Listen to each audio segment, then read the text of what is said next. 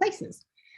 So if you are looking for Chinese translation, you'll want to go to 小儿通。如果需要中文翻译的话 sorry, hold on one second. Going backward. Sorry. Just give me a second.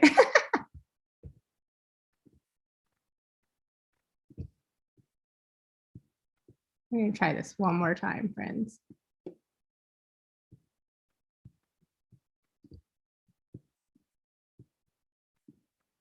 Okay. Everybody can see the slides, yes? All right. If you need to have some Chinese translation, you can scan this QR code for Xiaotong, and you'll be able to see Chinese slides. 如果需要中文的话，可以去小儿通. And if you need Korean, it will be on the YouTube chat part of the YouTube stream. So go ahead and get yourself over there. Otherwise, we're happy to see you here on Zoom. And just a few nuts and bolts as usual. We want to answer questions. So if you are having questions right in the middle of the session, don't worry, go ahead and type them into the Q&A. That way we can maybe fold them into the presentation, but we can also, consolidate them to try to get to as many as we can at the end. And let's see. Also, I just want to say thank you very much to all of our sponsor schools. We wouldn't be able to do Tuesday Talks without you. So thank you so much for telling your friends, rallying the students, rallying the parents to come every week. And we're really excited for the fall. We have a lot of fun talks coming into play. Today's is going to be awesome. These are some of my dear friends. We've traveled together. We miss traveling together. And so we're happy to be able to do this on Zoom. We wish we were with you all in person. But we're glad that there is technology so that we can still engage and have a conversation. So yeah, that is all I have to say. I have one more thing to say. Tuesday Talks, for those of you who have been doing Tuesday Talks, it is time to give high fives again. So if you have not already given high fives, you should, after this talk, go to your portal and log in and take a look at all the schools who have done Tuesday Talks with us. And pick 5 that you want more information for, and then you can give them a high five, and they will tell you how to get in touch with them some more. Okay, great. Well, without further ado, I just want to welcome my wonderful guests from 4 great institutions. They are going to introduce themselves, introduce their institutions real quickly, and then we're going to dive into the application. Awesome. Thanks so much, Gloria. My name is Eric Altstrand, and I am from Dartmouth College. Dartmouth College is in Hanover, New Hampshire. It's the smallest member of the Ivy League, surrounded by nature in every single direction that you look. We're a campus where you can literally and figuratively breathe a little bit easier. You really have that small liberal arts environment paired with an R1 top tier research university. And excited to spend some time with y'all. Saul, I'll pass it over to you. Thanks, Eric. Hi, everyone. Thanks for joining us. My name is Solomon Enos. My pronouns are he, him, his, and I'm from Duke University. I'm so glad to be with you this morning or this evening, wherever you're tuning in. Duke is a relatively young institution, less than 100 years old. And so in a span of less than 100 years, Duke has really seen a transformation into one of the world's leading institutions. And I think if you ask people who are close to Duke, faculty, alumni, current students, there's a very strong sense of pride of how far we've come in a short amount of time. And because of that, we're a school that's not necessarily tied to a lot of longstanding traditions or history, and we certainly have some, like basketball. But instead, I think of Duke as being a place that's constantly looking forward, that's unafraid of change, that's unafraid of looking forward or inward and asking, how can we be a stronger institution, and how can we use the creation of knowledge at Duke to better society as a whole? And so we're so happy to be here. I'm going to pass it over to Christy from Northwestern. Hi, everyone. My name is Christina Callahan, and I'm one of the Associate Directors of Undergraduate Admission. I also specialize in the Global Outreach and Partnerships projects for our office. This is an introduction to Northwestern University. We are just outside the city of Chicago, which is the 3rd largest city in the United States, but we're nestled in the college town of Evanston. We have a historic kind of blend of new and old architecture on our campus. Some of the famous architects in the city of Chicago have built some of our new buildings along Lake Michigan.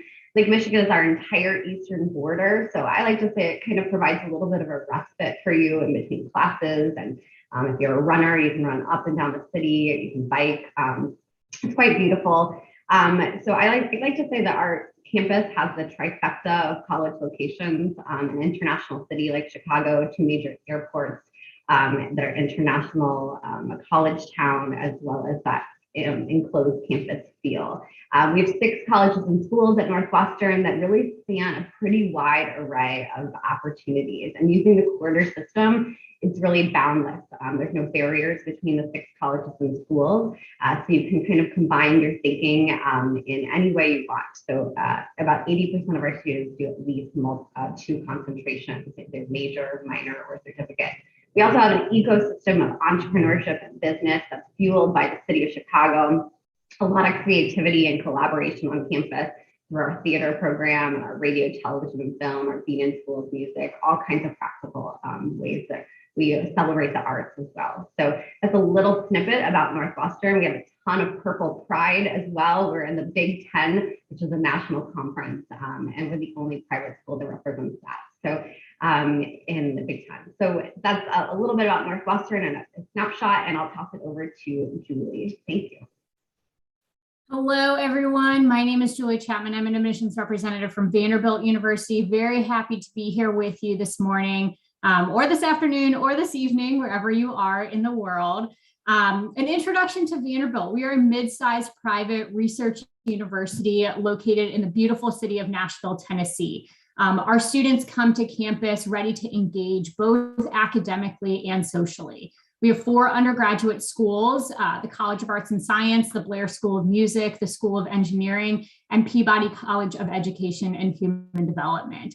When you apply to Vanderbilt, you do apply directly to one of those 4 undergraduate schools, but once you're a student on campus, you will have access to all of the resources that we offer, both academically and socially. We are an institution that thrives on, I apologize for my work from home colleague, on the living and learning experience of our students.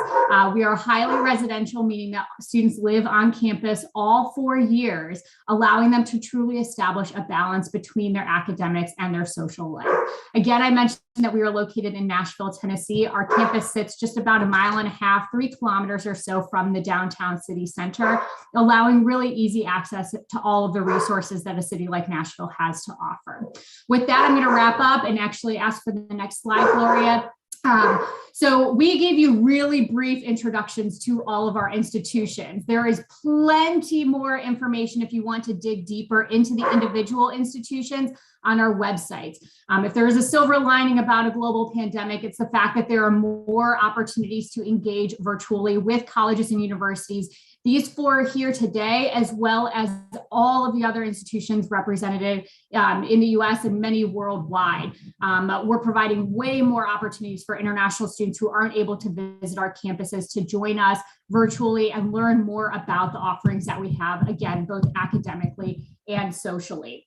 So highly recommend checking those out. But to dig into the bulk of what we're going to be talking about today, Gloria, next slide, please.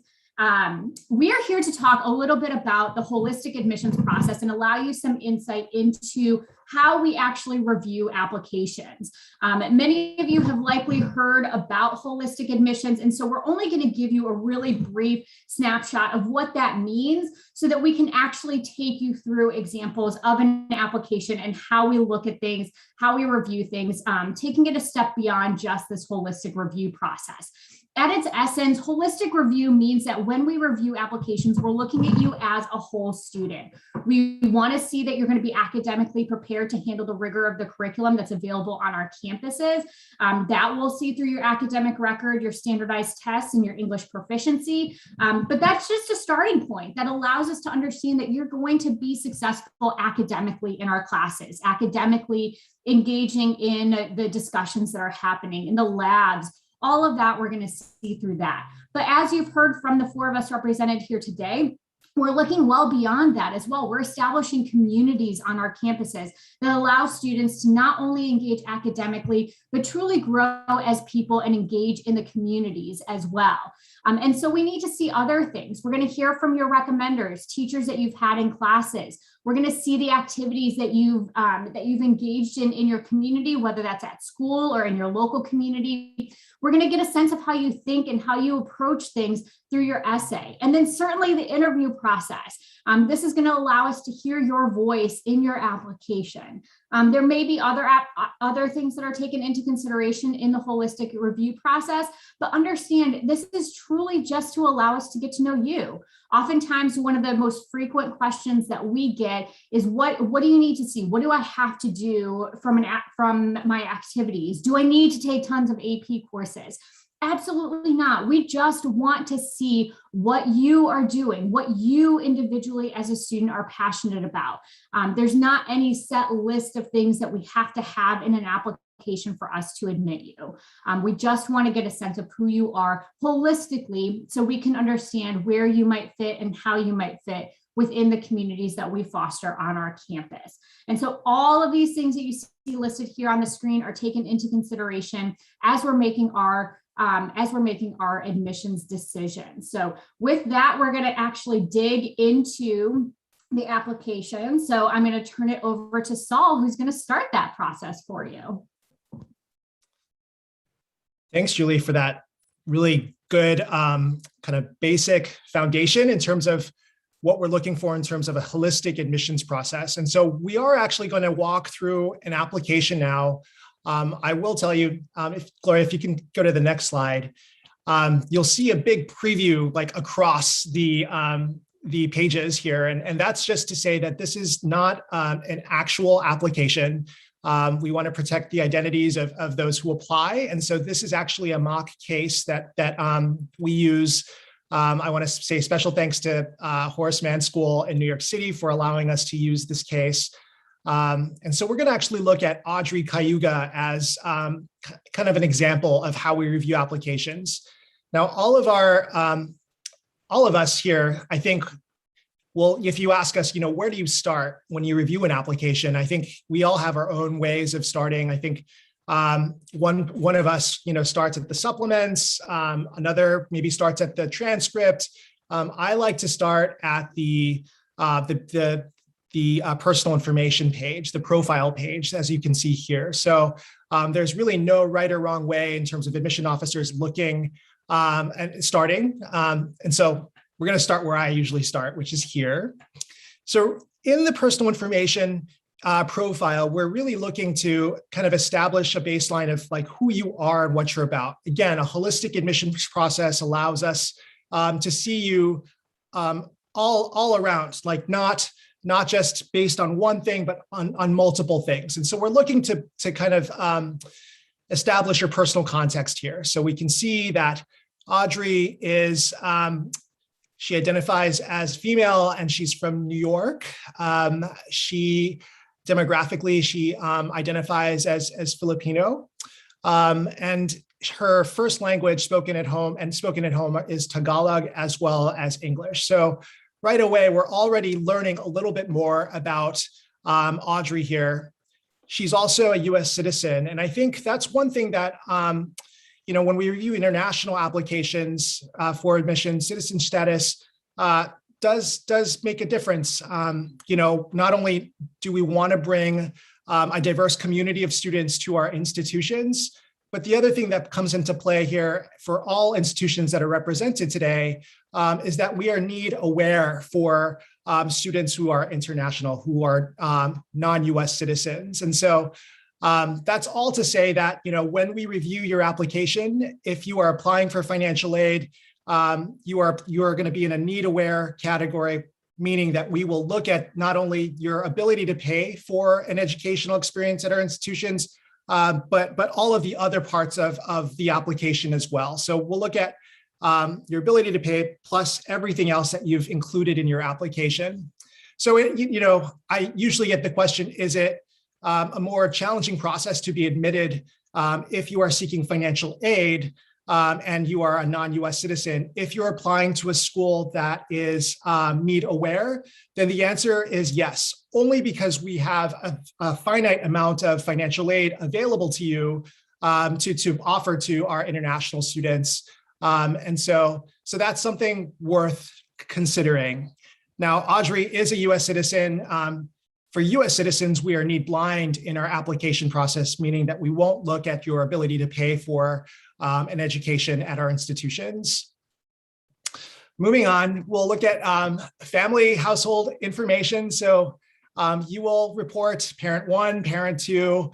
We always say, we want to meet students where they are in their application, and the holistic admissions process allows us to do that. And so looking at parent one and parent two information, we see that both parents are professionals. So one is a lawyer and one is a physician, and they're highly educated. So you see that both parents have, advanced degrees. And so it begins to, again, give us a little bit more of a full picture of who Audrey is, as well as the opportunities and resources available to Audrey. And so, we always want to meet students where they are in the admissions process. If Audrey's parents were, let's say, if Audrey was the first in her family to go to college and her parents both worked at a factory with high school education, secondary school educations only, or maybe even less, then that would be different than where Audrey is coming from, where she's had more opportunities and resources available to her. And so again, it doesn't tell us the full picture, because there might be more information as to what Audrey brings. I mean, she might come from a family background where there's a lot of opportunities available to her, but there might be things in her life that have prevented her from having these opportunities. And so, that might be presented in the essay, that might be presented in the letters of recommendation. But, again, as an admissions officer, you're collecting information, you're trying to build a kind of a full picture of who Audrey is. And this gives us a good part of who we are, who you are as an applicant. We also see that Audrey has a sibling, Eric, who is a current student at Hudson University. So another piece of information. So she's not an only child. And so with that, I'm going to actually turn it over to my friend Eric, and he'll continue with the activity section. Awesome. Thanks so much for laying that groundwork. When you get to the activity section, I think that it's sometimes helpful to have some examples of what to do and what not to do. So that's what we're going to look at here. When we're looking at the activities that you're participating in, we really want to expand that definition of an extracurricular. We are asking what you're doing when you are not in class, and that could be anything. It could, yes, be a school-sponsored club or sport. It could be through a community organization. It could be volunteering. It could be that a really kind of critical part of your outside the classroom involvement this past year was helping teach your younger sibling long division. It could have been helping out around the house because a parent was working more because of the pandemic. It could be really anything. We are asking this question because we want to know how you spend your time. We get a sense through that of what's important to you. And then we also, to Solomon's point, start painting a picture of what it's going to be like when you're on our campus and how you're going to spend your time when you come to each of our campuses, because you're going to have class for maybe 2 or 3 hours a day on most college campuses. And we're trying to think about what you're going to do in those other 21 hours of the day. You're going to sleep and you're going to eat, and that's going to be important. But we are each campuses that have a vibrant student life, and we kind of rely on this moment to get a sense of that. So when we look towards this list, we're looking at a lot of different things. You see here, ACAM club, ACAM club. I have no idea as an admission officer what that means. We see this all too often, that your school have lingo and abbreviations for everything. We have them at our institutions as well. We want to know what that means, but if you just tell me the 4-letter abbreviation, I'm not going to necessarily know what that means. You kind of also here see some interesting math. A student there is participating in this art-based club for 100 hours a week for 6 weeks in the year. So, doing some back of the napkin math, I'm a little curious to see how that actually plays out for the student that we're talking about. You go down. Meals on Wheels at that community service organization is great. It's very important to my heart, and I love getting to deliver food to the needy. Okay, well, you've done this for 3 years. Tell me a little bit more. Why was it important to you? What impacts did you have there?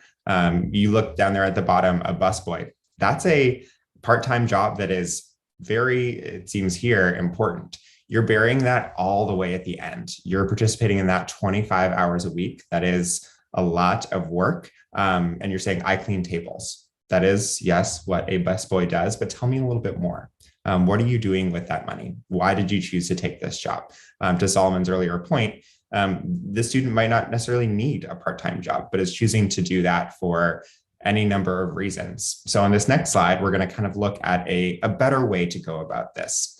Okay, Academy of Creative Arts and Music Club. That is way more descriptive than a 4-letter abbreviation. We actually get a sense for what that means. So I'm learning here that music is important to this student. It's going to be something that maybe they study, maybe they just participate in outside the classroom. That's great. You're a founding member and currently chair of the yearly talent show. That's fantastic. You're taking leadership roles there and learning a little bit more about the organization and what's important to you.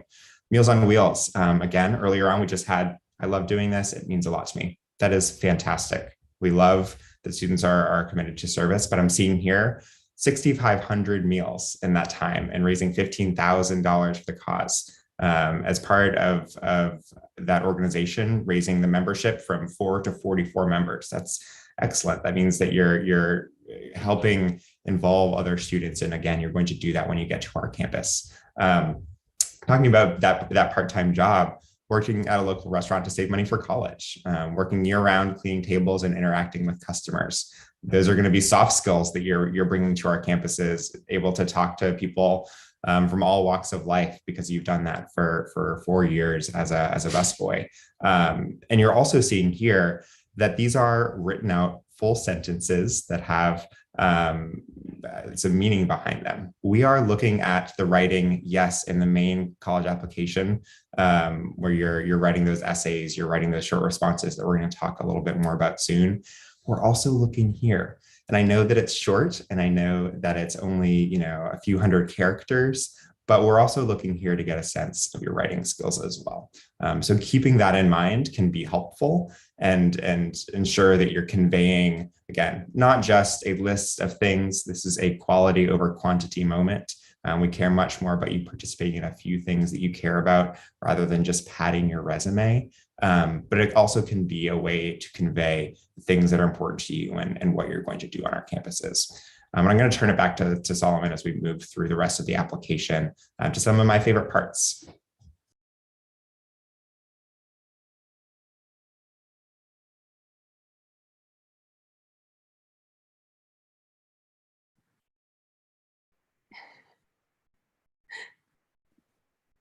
Yes. Yay. Okay, I am back with you. So the next part that we're looking at is the testing page. Testing tells us a little bit more of the story. It doesn't tell us the entire story. So we're looking at Audrey's tests here. You can see that she has a 740 on an evidence-based reading and writing and a 780 in math. And so out of a 1600, she has a 1520, which is a pretty good score. She's taking it 3 times. So the admissions committee can see how many times you've taken the exam, and many admission offices will take your highest subscores no matter how many times you've taken the exam. So we want to give you your best shot at emerging in our applicant pool. And so we will give you that opportunity to provide your highest subscores.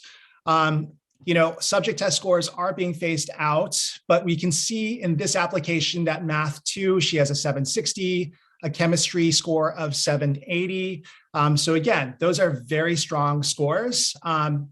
And her chemistry AP score is a 5. So, we want to, again, what the testing shows us is it kind of gives us a bit of a story of Audrey's capabilities, But I think the other thing that we think about is, how is Audrey applying her capabilities in the classroom? And the testing does not tell us that. I mean, we will have to go to the transcript to kind of see how she's applied herself.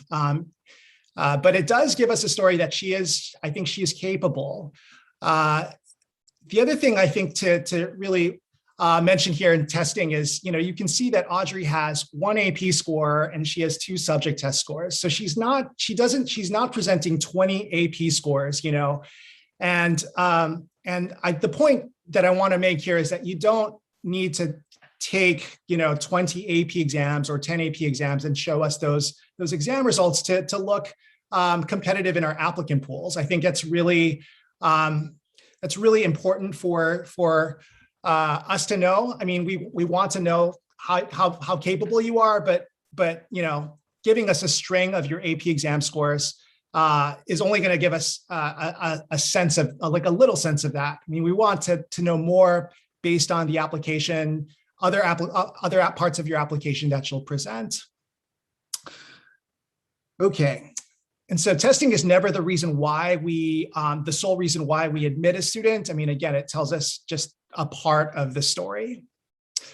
Every application, every common application, or many of them will offer a supplement, a common application supplement, where the university or college will ask their own individual questions here. So in this case, Hudson University is the university that Audrey's applying to. We can see just a few more pieces of information here that she is applying for fall 2019 term, so a couple of years ago. She's applying regular decision as opposed to early decision, so good to know. She's not applying for financial aid, and so that's good to know as well. And maybe it makes sense when we look at kind of profession of parents. One's a physician, one's a lawyer.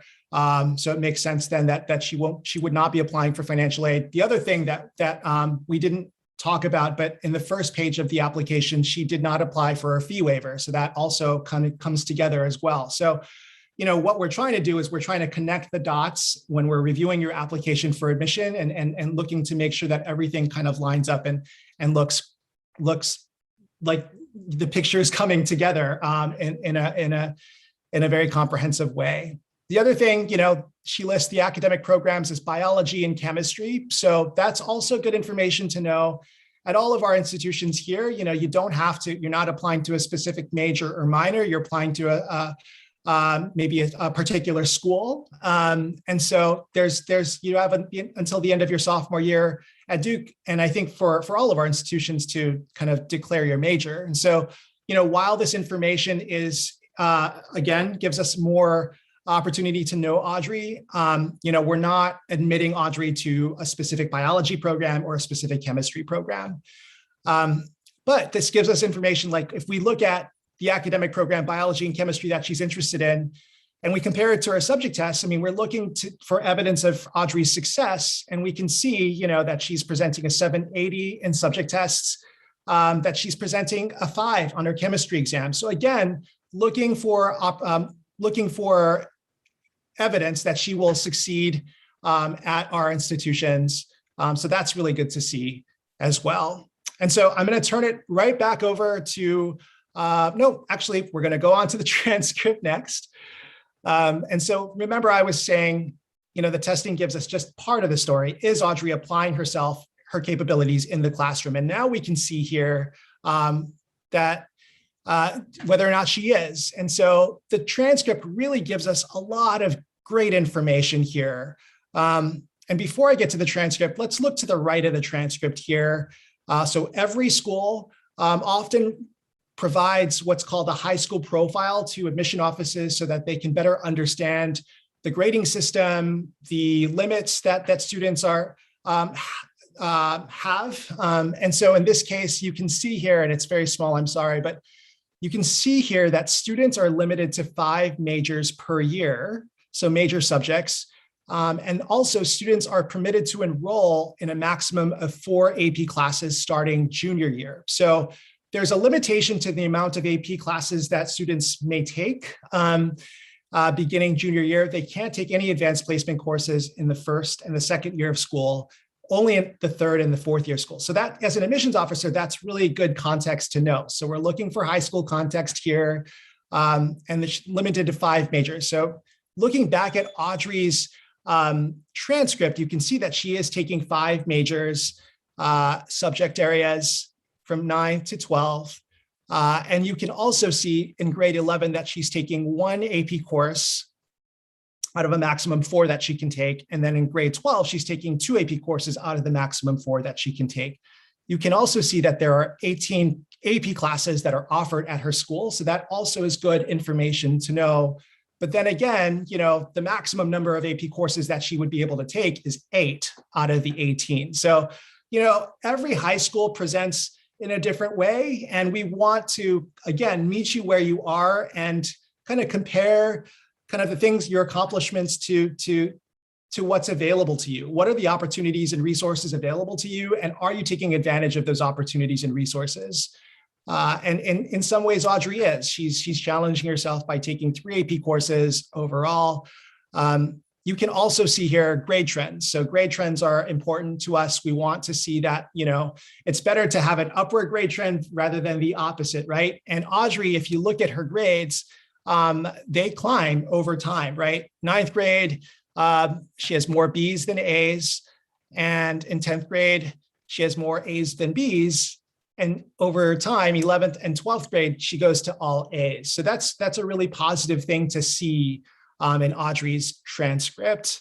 And so, again, the test score gives us a little bit of information, but the transcript really provides us a great deal of information in terms of, is she applying herself in the classroom? Is she taking advantage of opportunities within her high school context?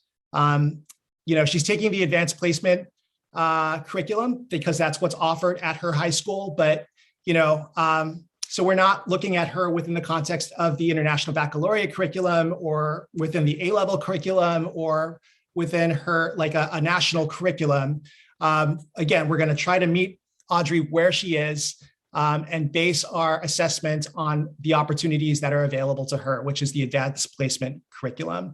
The last thing to note is in her profile, her high school profile, you'll see they give kind of mean for the SAT as well as composite mean for the ACT.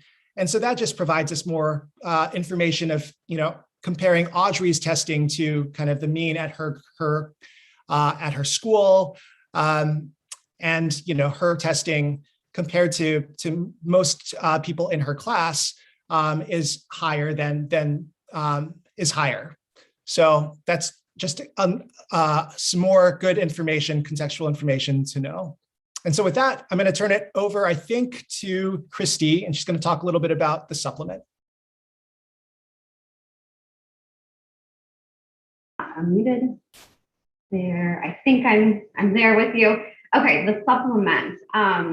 So many of you might look at the supplement and say, oh my goodness, you want me to write more? You want me to do more? But this is really an opportunity. So I like to reframe your reference point. So when you're looking at additional opportunities to write for an institutional application, I want you to look at it as an opportunity, not as a requirement. So kind of scratch that out in your head right away and kind of restart the way you're even thinking about it, because it's going to help you approach it and accomplish that task a little bit better.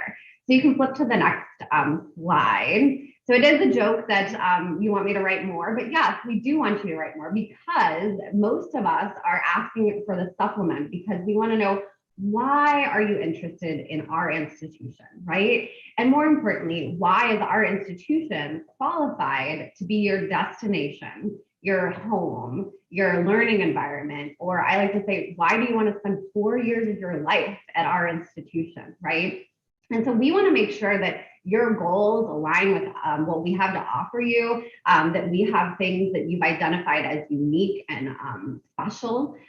So it's kind of a both and, right? We're looking for things about you and things about us that make us that unique combination or fit. So if you want to click, I'll show you an opportunity of what sometimes this can come out to be. So you'll see that this piece, if you read over it, since I was little, I have always wanted to attend blank school. Campus is ideal for me to study English, the opportunity to close-knit relationships with my professors. All of these things, as you continue to read, are very, very generic, right? You're technically going to study English at any institution in the United States. It's great if you've dreamed of a school, but we want to know kind of what has made that dream set in a little bit more. It's something that you've identified as a unique match, as really a reality for you. Location can certainly take part in your decision to apply to an institution, but it needs to kind of sink in a little bit more and be personalized. So I'm not going to read through all of this because I'm hoping that you can read on the screen or on the recording. But this is an example of a very, very generic essay. Also, it ends with, I love that the school's liberal arts approach will allow me to study both literature and lyosomes as I prepare to apply to medical school after graduating. So we really want to know why you want to come to our institution for your bachelor's degree, right? You're applying for undergraduate studies.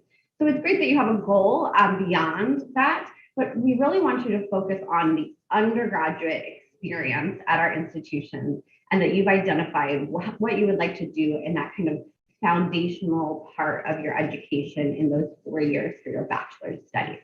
So if you click to the next one, this is a little bit more about the do's and the don'ts. So that's a brief introduction as to maybe what not to do. And here's a continuation of that. So I'm going to get really real with you guys because Gloria said that she really wants us to get some real talk and kind of tell it how it is. So I'm going to not hold back with that, and all of us kind of got together and agreed on some of these pieces. But I've had a lot of students make these lists of mistakes. So really quickly, I'm going to go through some of the mistakes that you could make. Famous professors who are no longer at the institution. This happens sometimes because sometimes professors do move institutions, but you have to be careful to identify a program at an institution solely based on one individual, right? You're not going to be only learning from that professor, and many of our students have actually referenced professors that are no longer with us or have also been actually passed away. So some of our most famous professors, that's just kind of a faux pas. You wouldn't want to necessarily insert, I can't wait to be in so-and-so's class when they're not actually there anymore. Geographic fillers. So it's wonderful if you want to talk about where we're located in the United States or connect with our location, but we really want you to go beyond that. I had a student write once that they wanted to, they couldn't wait to study on the shores of Lake Mississippi. So that is not a place, Lake Mississippi, it's Lake Michigan on our campus. And the Mississippi River is a really famous body of water and river throughout the United States. But we're not pressuring you to give those types of details or kind of identifiers unless that means something to you. So it tends to be a student that maybe overlooked something or is just disconnected with a fact. So just make sure if you are expressing a fit in the location that it's authentic. An over-reliance on marketing phrase or concept. Sometimes students use some of our catchphrases. We have one at Northwestern called "and" is in our DNA, and we love it. But we want you to, again, not just quote that over and over again, but maybe connect with it a little bit more. Another example is our whole brain engineering approach at Northwestern. We love our whole brain engineering approach, but if you just tell me what it is and you can't kind of qualify it as to why it's important to you or why it makes us different, I'm not looking for you to just give us those stats and facts. Another thing is it's great if you know somebody that's attended our university or that you've connected with. It means that you might have an extra layer of understanding of that institution, but you can't solely rely on their story and their experience as to why you want to attend. So be careful about maybe dropping that information, but not letting it be the entire focus of your application. This is a real big one. I've had applications where it says why you would like to attend Duke University and you're applying to Northwestern. So as much as I enjoy Solomon and all of our time on the road, or Julie or Eric, I don't want to read about why you want to attend Dartmouth if you're applying to Northwestern. And believe it or not, this happens more than you think. Don't over rely on your single campus visit or a summer program. We want you to focus on going forward. So it's great if you've had the opportunity to do a summer program in the United States or had campus visits. That's not an opportunity for every student. So it's not something that is going to solely identify whether you're admissible or not. But we want to see, again, you being future focused on what you're going to do during your 4 years on our campus. Course numbers are not necessary. I don't have the course numbers of all 4,000 courses that at our campus that are memorized in my brain. I can barely remember all of the majors and minors that I'm in charge of kind of loosely representing at this stage of admission. So please do not fill your application. It's a very short supplement with very limited amount of words that you can put. So don't create fillers of course numbers and titles. It's great if you can identify some academic programs or a particular course that's very interesting to you, but do not list your course numbers and titles. It means that you're just scanning our course listing and kind of inserting just rote data, and that's not important. Again, focusing on graduate programs, you're applying for our undergraduate programs. And so while, yes, there are ways that you can connect to the Feinberg School of Medicine or the Kellogg School of Business, it's not something that you're going to do in your undergraduate time. And especially don't do that at Dartmouth, where there's not as many graduate programs, right? You're not going to be focusing on what you're going to do after. We want to know why you want to come for undergraduate programs at our institution. Do not copy quotes from the website. You'd be surprised at how easy it is to kind of pick that out if you are kind of plagiarizing some of your essays. We can actually look into that. But also, if you're using quotes to direct your writing, like a big quote, maybe that's from like a physicist or from a psychologist, it's not your own words. So be careful not to crowd up that space with too many quotes or focuses. It's really your opportunity to speak to us, and sacrificing your voice for facts and stats. Don't do that. This is not a Wikipedia article about our institution. This is about why you want to spend time and connect at our institution. So quickly, let's jump over to the do's, because I know we're running a little bit long.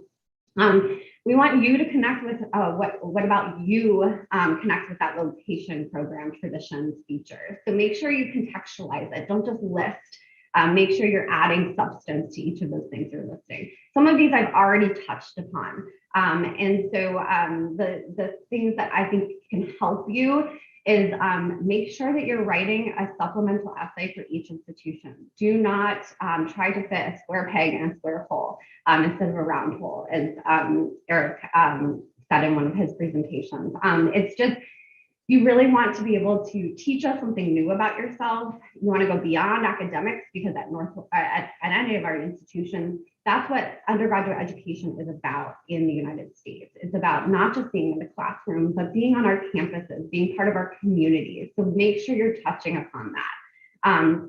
And again, just demonstrate your understanding of our academic programs and why they're differentiated.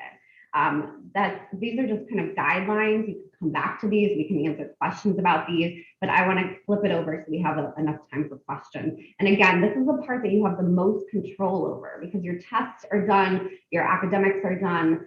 This is the place where you get to speak directly to us. We're actually pausing and reading the words from your voice and from your mind. So that's one encouragement I want to give you.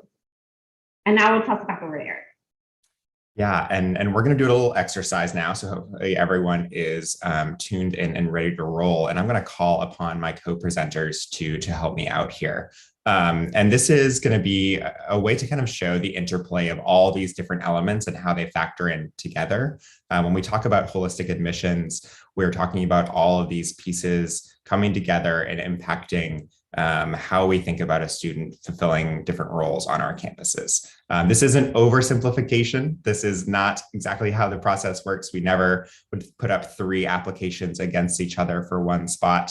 But you're going to join us tuning in through polls as a member of the admission committee as we get to know these people. So this first kind of moment, if you click, you're going to see the quantitative metrics of these applicants in terms of their grades in the classroom. You see we have applicant A here. Let's say that's Julie. Julie has a 3.9. When we're looking at this right now, we don't know if that 3.9 is weighted, unweighted. We don't know if it's the log of 3.9. We don't know.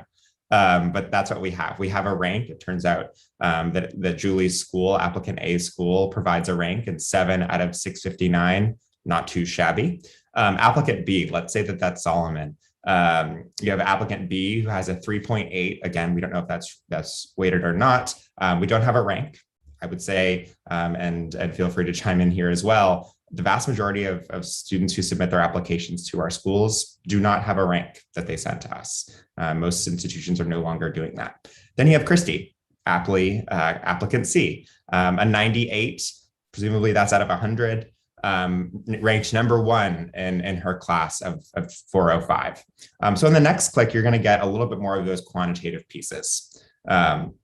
You have the SAT. Turns out Julie rocked the SAT with a 780, 760. Great job. Solomon said no thanks, decided not to send the SAT, and did send in some AP scores. We have a 5 in AP Literature, 4 in Calc, 3 in Bio.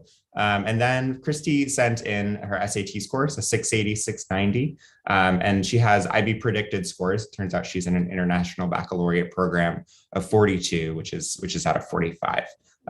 So in this moment, I'm going to ask you, based on just these numbers, who would you vote to admit?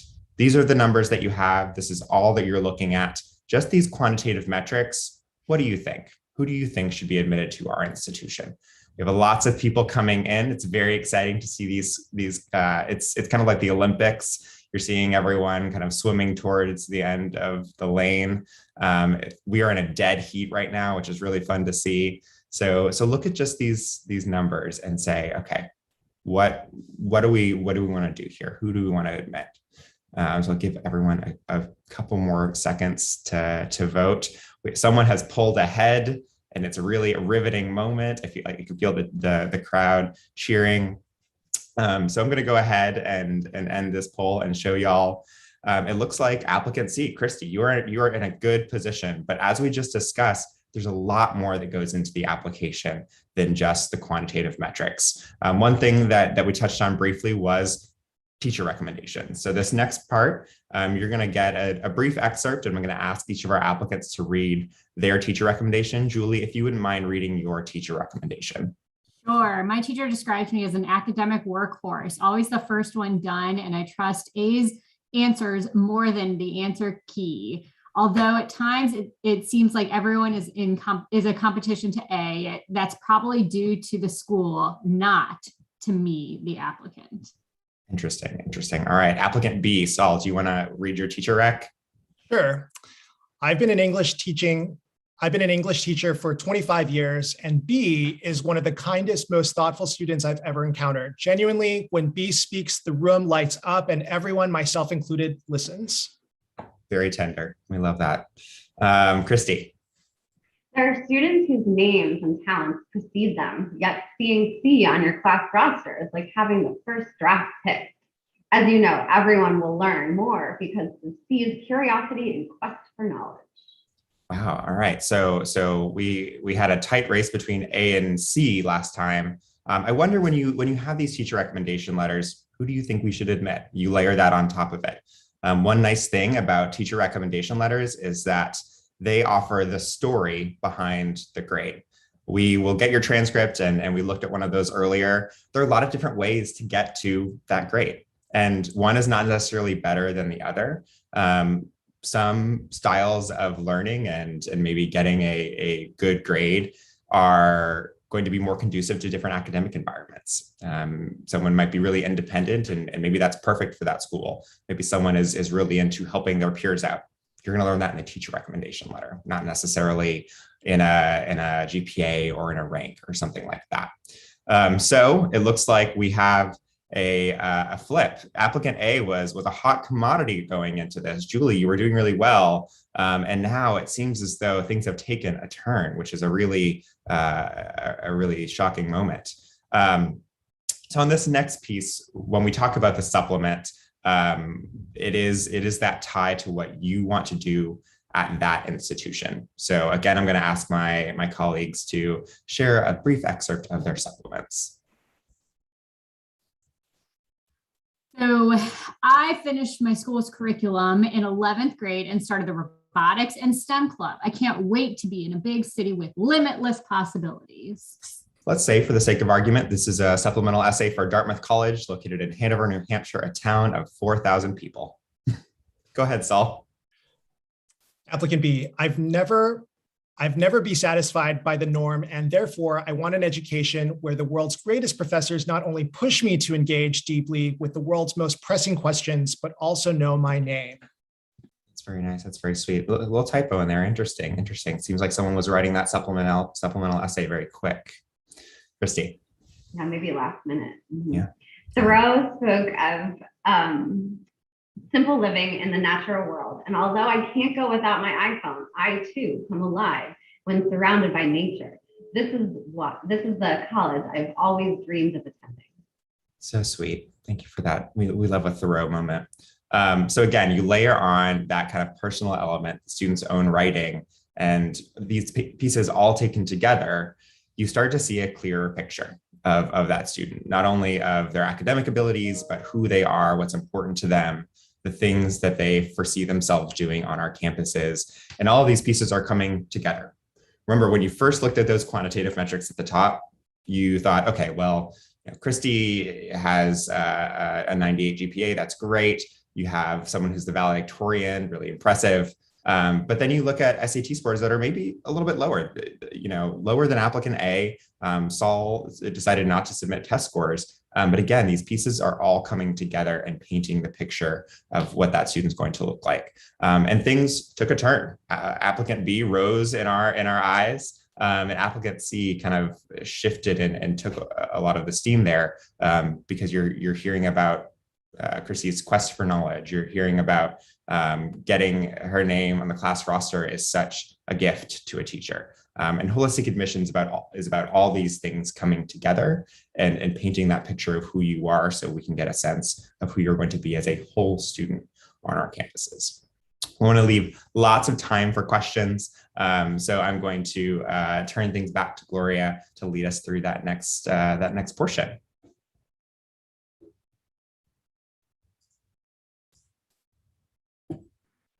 Fantastic. Thank you so much. This was so super fun. And this exercise was really great. I got a lot of feedback here saying, thank you for this. And that was just like a small little snapshot. We didn't even go through all the components, right? Like we only layered three or four different components, and there are many more, as both Julie and Solomon mentioned at the very beginning. So but there's so many questions, so I'm not sure where to start here. But let's talk a little bit about how, because there are a lot of counselors on this call. So counselors asking, there are quite a few questions about providing the context that you need. So someone asked about a school profile. Some other people asked, like, any other suggestions for how we can represent our graduates for you, particularly in some of these countries that we're talking to. These are new schools, new senior classes, maybe no prior applicants. So what are some suggestions for you, for both the counselor, but also for the students that are coming from these new schools? Like, how can they provide that kind of context that might be helpful to you? I can start. I think, for students, I always think that you're your best advocate. And, if there's something that you really want the admissions committee to know, then you should look at the common application or the coalition application as your opportunity to say that. So there is always an additional information section in the common application or the coalition where you can provide us additional context if we didn't ask for it in other parts of the application. And many students will do that. I know that there was it's not a COVID essay, but last year there was a prompt in the application where you were able to provide kind of any kind of hardship or things that happened to you, and that is important context for us to know, because that may have affected your transcript, that may have affected other parts of your ability to kind of perform at a high level, because you're dealing with all of these other things in your life. So from a student perspective, I would say, you're your best advocate. Use that application to your advantage to give us that information, so we can look at you again holistically. I'll add, I think on NACAC's website, there is a school profile. There are lists of school profiles for the counselors can go and reference to see what other information schools are sharing with us as colleges and universities. If you're looking to kind of revamp yours or understand information that schools are sharing with us to understand that context, it's a great resource. There are very few international profiles up there. There are a handful, but I would go and I would just start perusing some other high schools profiles to see what information they're sharing. Ultimately, the way that I kind of think about it is pick 3 things that really make your school different. We know all of you have incredible students. We know that there's going to be great academic prowess within the community that you have within your school. So what are the 3 things that really make you and your school stand out, that are unique to the experience that you're providing for your students, and highlight those for us? That's going to allow us to see the strengths that your students bring to the table, but also allow us to kind of focus in on things that will stand out for your students, make us look directly at the things that that make them different from other students that might be applying to our institutions. But I would look at those profiles that are on the website, on NACAC's website, to get a sense of what information is being shared with us. I will say, I think it's tempting to often put a long list of colleges and universities that your students have been to. For me personally, I don't know how my colleagues feel about this. I find that to be not quite as helpful of a use of space within your school profile. I would recommend focusing on the things, again, that make your institution more unique. Wonderful. And along with context, there has been a question of like, what do you do with interviews? We didn't talk about that too much in these micro case studies, but how can interviews be helpful with context? Is it important to do them? I can start. I think interviews are going to be offered at some universities and not offered at others, as far as from our institutional staff or alumni. And so for most of us, there's really no way we can interview every single candidate. And whether you get an interview or not is not indicative of how competitive you are as an applicant. It's simply based on logistics and volume and how we can meet that, which is where InitialView has stepped into certain places around the world, but now everywhere around the globe, to really meet that need as well. So it's a way that we can hear, again, similar to the supplement, hear your voice, hear you express your own interest, like in a little bit more detail. It comes to life, right? I like also in the InitialView opportunity that you have a writing sample. So that's where you can also catch another layer of something that's important to you. So you're talking about, when holistic application, we're always adding to your story with each piece of the application that we're reading. And so InitialView or an interview is just giving us another opportunity to hear a little bit more of your story, of your background, of your expertise, of what inspires you, of how you inspire others. And that's what we're looking to learn from those pieces. But again, we have 48,000 applications at Northwestern, and some of my peers have similar numbers. So we're having to kind of dive into that rather quickly, but it does add another layer that can bring a new piece of information. And again, it should be new pieces of information. So in those initial views, do not rehearse. You cannot rehearse for an initial view. It's impossible. And also in your writing portion, make sure you're writing about something new that you haven't spent already in your application, because I can see that in the other parts of your application. These interviews with our alumni are also opportunities for you to get to know our institution, because they spent time there and they connected it to their success. Fantastic. And there's so many questions. So I'm going to share your information, share your contact information, but let's just do one more question. There is a question about additional information. Chris, you mentioned layering upon layering upon layering, so adding to the story, but like for additional information, additional information, is there something that, like, how should they utilize that section? How much more additional information is helpful? How much of it is not helpful? I will happily jump in here and underscore that additional information is not a moment for an additional essay. It's not the time to write your second common application essay that you really wanted to write and couldn't decide between.